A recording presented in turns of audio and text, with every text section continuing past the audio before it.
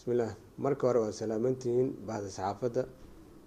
waxaa sharaf weyn ii ah maanta inaan hortiina imaado oo aan la wadaago dhammaan shacabka Soomaaliyeed meel kasta ay joogaan in muddooyinkii ugu dambeeyay wasaaradda xanaanada xoolaha ay ku mashquulsaneed sidii guul loogu gaari lahaa xoolaha Soomaaliyeed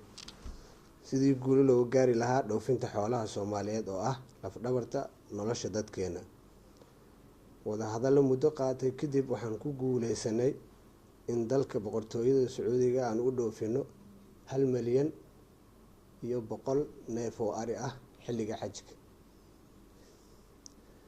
hadduu alla idmo markasta wasaaradda waxay ka shaqeyn doontaa wasaaradda xanaanada xoolaha gacan weyn ka geysan doontaa kobcinta dhaqaalaha aanu ka helno xoolaha aan dhoofino si dadkeena ay ugu faa'iideystaan kheyraadka uu alle ku manaystay oo xooluhu ay ka mid yihiin.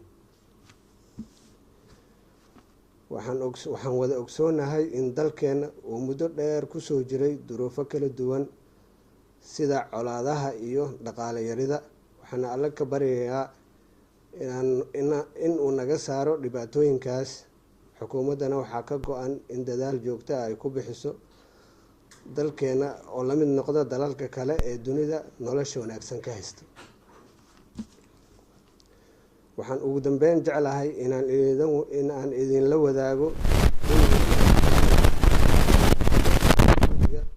ujeedada aan leenahay waa in dhoofinta xoolaha ee nagala dhexeeya dalka Sacuudiga dib u furmo. meel fiican ayay noo marayaan wadahadalladaasi. waxaan rajeyneynaa inaan guul ka gaari doono hadduu Rabbi idmo.